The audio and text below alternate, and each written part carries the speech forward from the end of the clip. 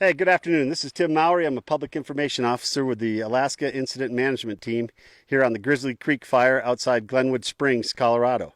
With me here is Ryan Halvorson from 10th Street, Minnesota. He's a task force leader up here in Division Tango Whiskey.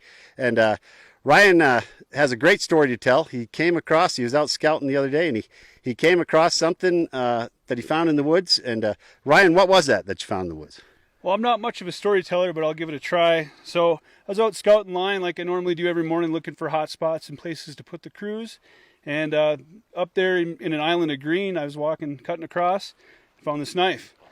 And, usually you're like, hey, a knife in the woods, that's kind of cool. But looking at it further, as I was walking to the truck, kind of cleaning it up a little bit, there's a man's name stamped on it.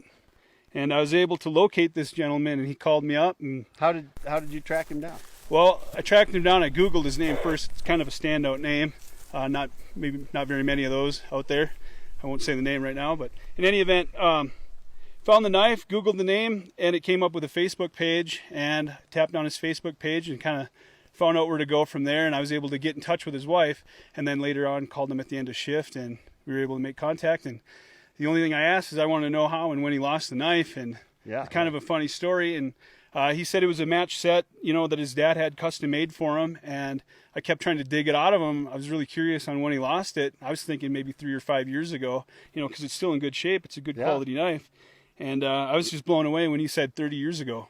Well, he actually instant messaged me, and I'm not very good on that kind of stuff. And then he even went to the point of talking an instant message to my wife, and she said, some guy named Ryan is trying to get hold of you about a knife he found.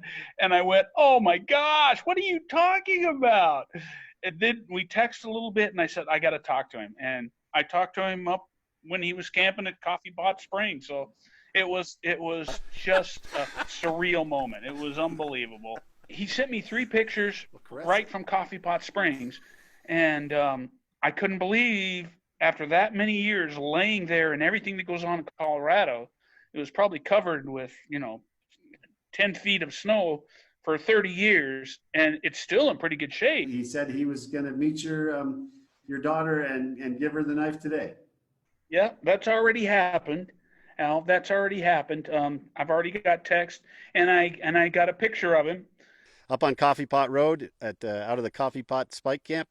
This is Tim Mowry with the Alaska Incident Management Team.